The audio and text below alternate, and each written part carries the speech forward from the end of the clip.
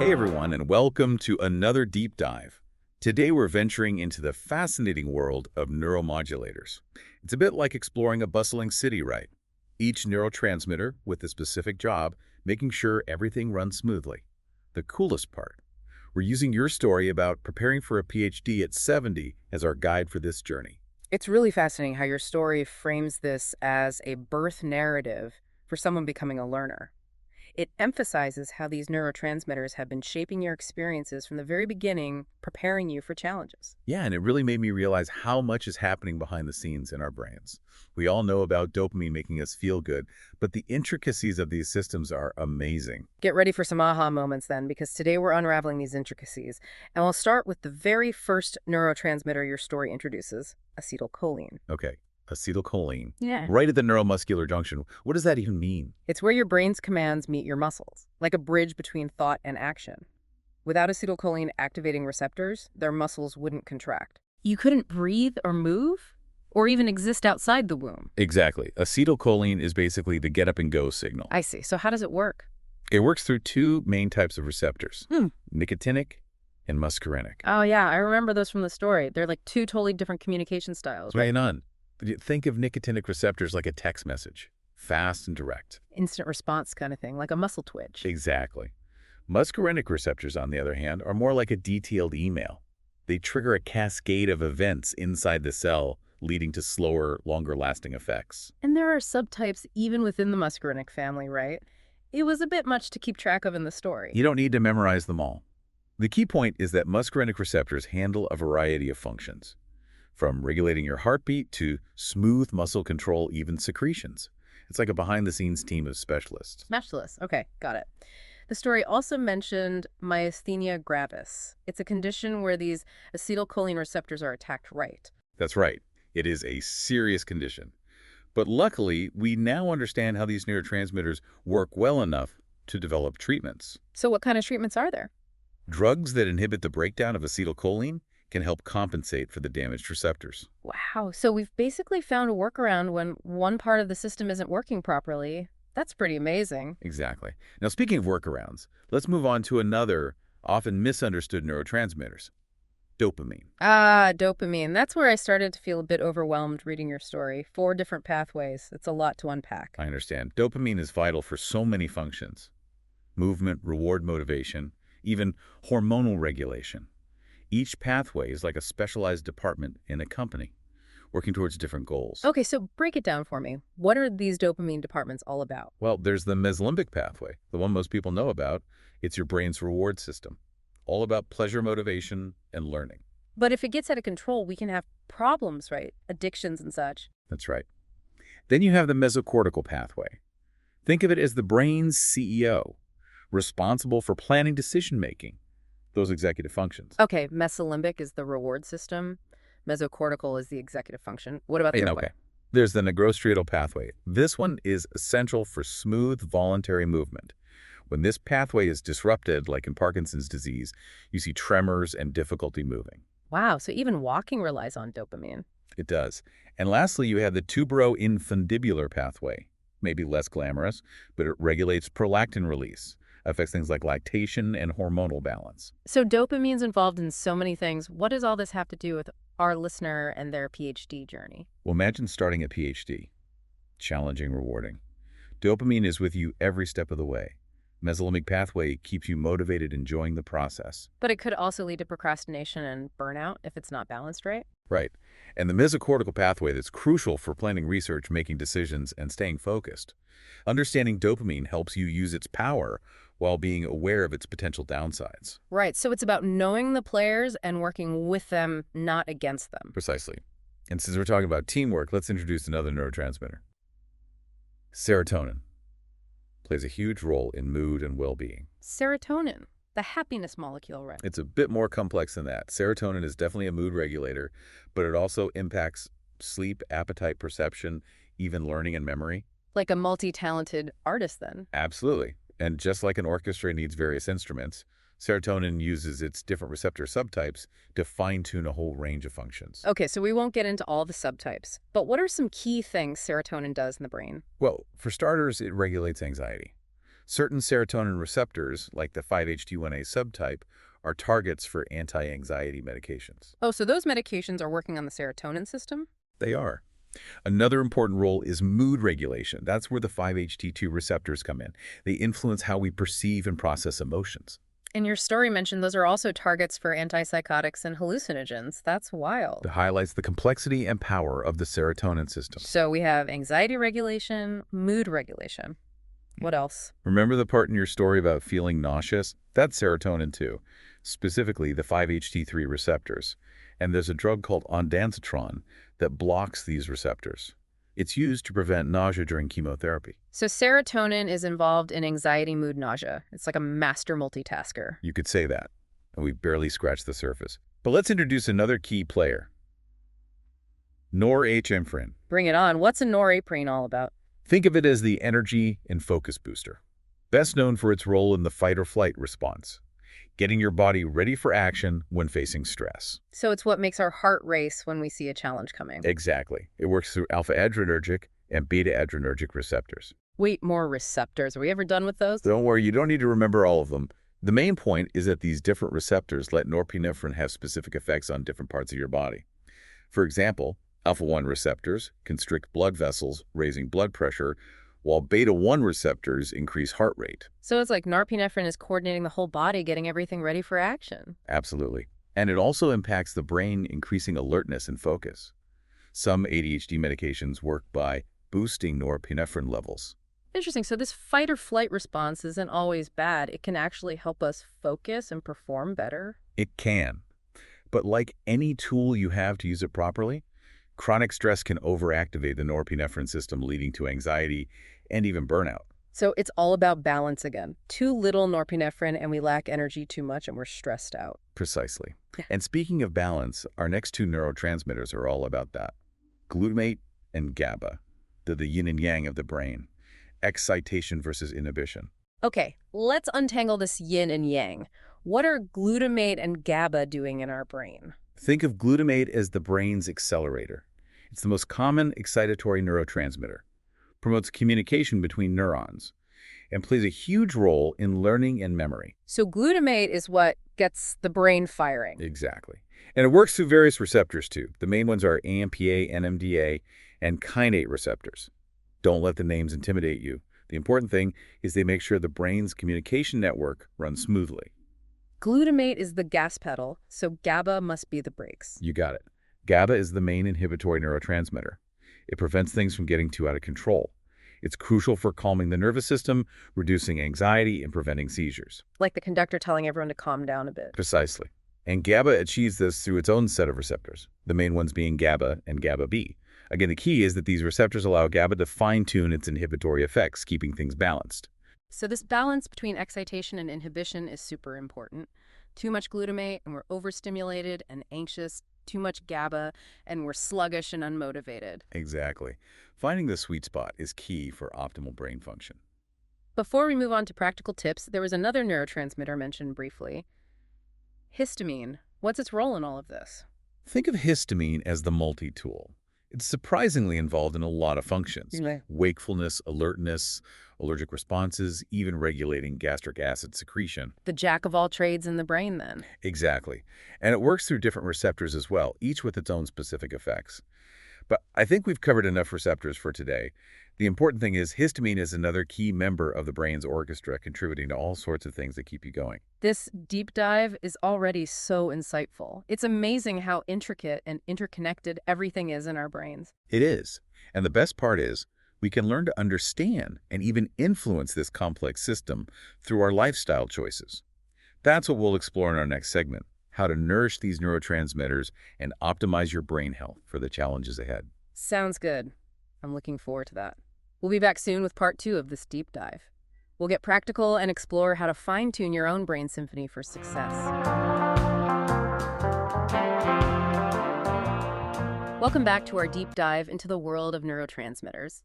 In part 1, we explored these tiny chemical messengers and all the amazing roles they play in our brains. We covered a lot of ground. Dopamine's energy boosts GABA's calming influence. We even met histamine, the versatile one. Right. It's incredible how much is going on behind the scenes to make our thoughts, emotions, and actions happen.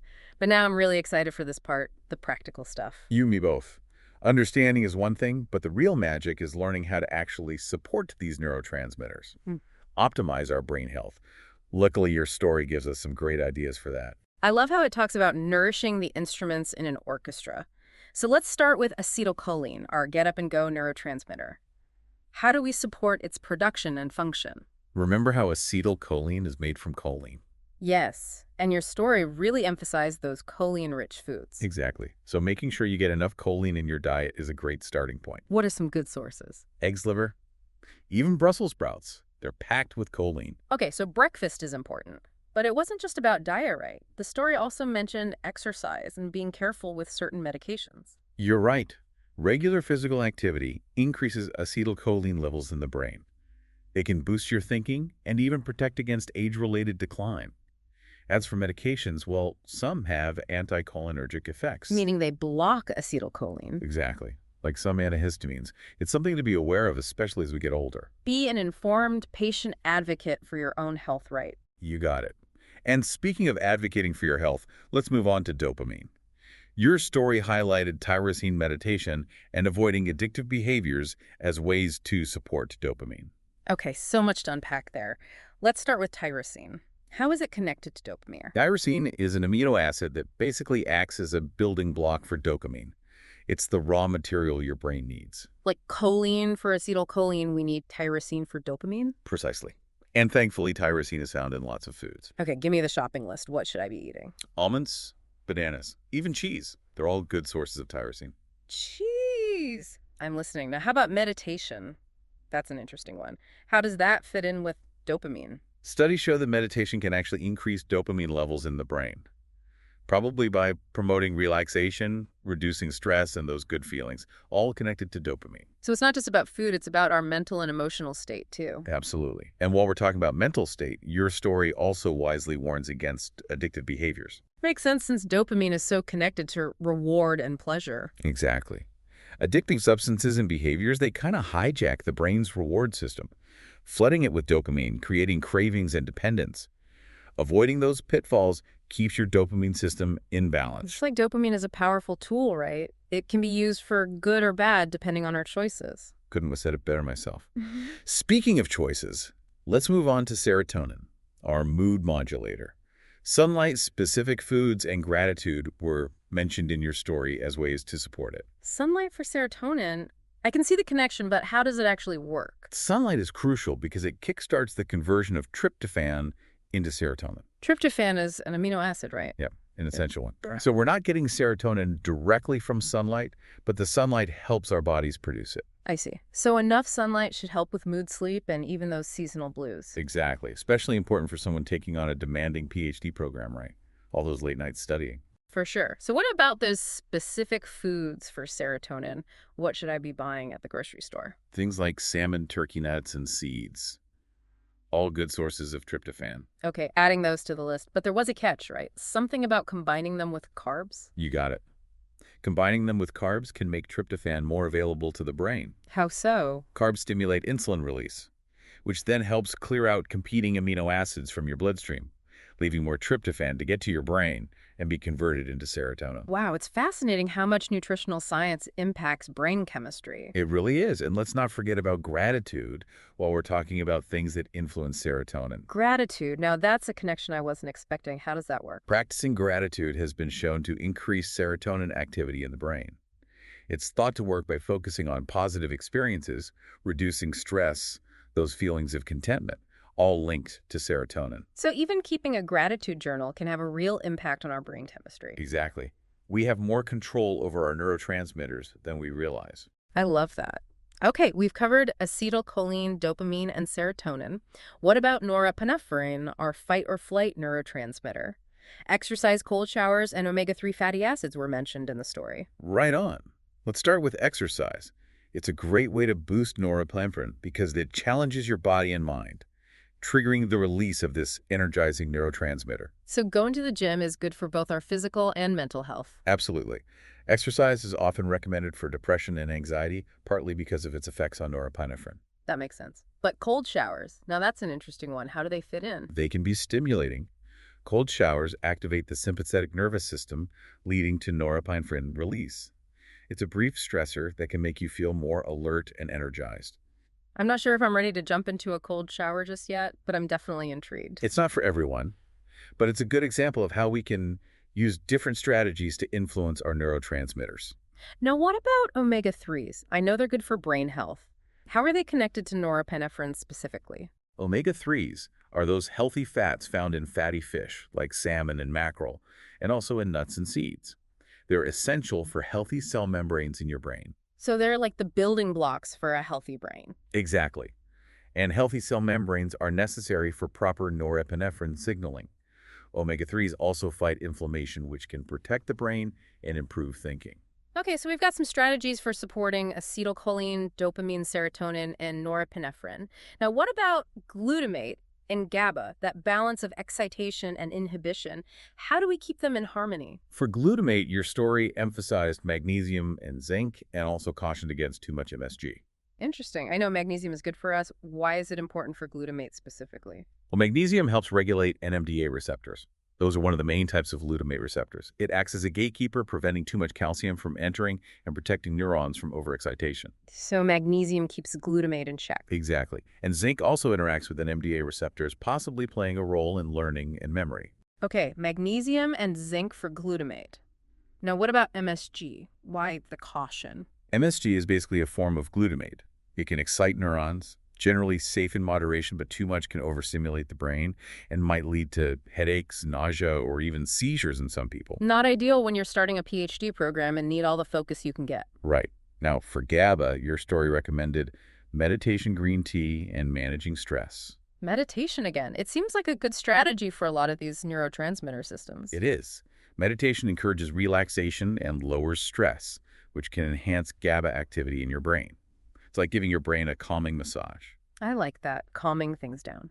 Now, what about green tea? I'm a big fan, but what's the connection to GABA? Green tea has an amino acid called L-theanine. It's been shown to increase GABA levels. L-theanine promotes relaxation and focus without making you drowsy. So that's why I feel so relaxed and focused after a cup of green tea. Your story also mentions stress management for GABA. Yes, chronic stress depletes GABA, making you more vulnerable to anxiety, insomnia, all sorts of problems. Finding healthy ways to manage stress, exercise, meditation, spending time in nature, it's all important for keeping your GABA system balanced. All right, so we've covered acetylcholine, dopamine, serotonin, norepinephrine, glutamate, and GABA. But wait, there's one more. Histamine. How do we support it? Yeah. Your story mentioned a healthy gut and hydration and being cautious with processed foods. You're right, we can't forget histamine. It's involved in so much. Having a healthy gut microbiome is key for balancing histamine levels. Some gut bacteria actually produce histamine. So gut health equals histamine balance. You got it. And staying hydrated helps flush out excess histamine, preventing it from building up and causing problems. Dehydration can actually worsen histamine intolerance, so drink plenty of water throughout the day. Healthy gut hydration. Now, why the caution with processed foods? They often have additives and preservatives that can trigger histamine release or interfere with its breakdown. They can mess with your gut microbiome too, which adds to the imbalance. Choose whole, unprocessed foods as much as possible. All right, so we've covered a lot of ground, from choline-rich foods for acetylcholine to meditation for GABA and a healthy gut for histamine. We've explored so many strategies to support our brains. It's amazing how much we've learned from your story, like a personalized guide to optimizing brain function. Absolutely. But we're not quite done yet. There's still more to explore in this amazing brain symphony. Join us for part 3, where we'll wrap it all up and leave you with some final thoughts to ponder. And we're back for the final part of our deep dive into the brain symphony. We've come a long way exploring these amazing neurotransmitters and all the ways you can support them. What's really struck me is how your story about starting a PhD at 70 really brings it all together. Like we've been composing a personalized brain symphony just for you. I know, right? It's not just textbook knowledge anymore. It's about understanding how these neurotransmitters are actually playing out in your life, your unique journey. And as you're starting this new chapter, this deep dive has given you something incredibly valuable. Awareness. Awareness of what exactly? Of the symphony itself.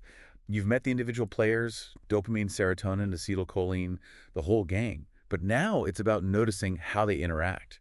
how the music changes depending on what's happening in your life. So instead of just feeling stressed, I could start connecting that to, say, low GABA, or maybe my norepinephrine is going a bit crazy. Exactly. And as you get more tuned in to your own brain symphony, you can anticipate those shifts. Maybe after a long study session, your focus starts to fade. Could that be a sign your acetylcholine needs a boost? Right. And then I can grab some of those choline-rich foods we talked about, like eggs or Brussels sprouts. Exactly. It's like having a conductor's score, but instead of musical notes, you're seeing these neurotransmitters interacting. And you see how your choices, your diet, your stress management, even your sleep, they all affect the music. That's such a powerful way to think about it. It's like we're composing a score for success. Not just for a Ph.D., but for life in general. I love that analogy. And remember, you're the conductor of this orchestra. You have the power to shape the music, to bring out the best in each instrument. So what are some key takeaways for our listener as they head off on this amazing Ph.D. adventure? First, never stop being curious. This deep dive, it's just a starting point. Keep exploring, keep learning, keep asking questions about your brain. It's like we've opened a door to a whole new world, but now it's up to our listener to keep exploring. Absolutely. Second, practice self-awareness. Pay attention to your energy levels, Right. your moods, how well you're focusing. And try to connect those experiences back to the neurotransmitters we talked about. Like becoming a brain detective, looking for clues and patterns. Exactly. Yeah. Really getting to know your own internal processes, deeply. So working with your brain instead of trying to hack it or something. Exactly. That's a great way to put it. There's this analogy, it compares it to a gardener.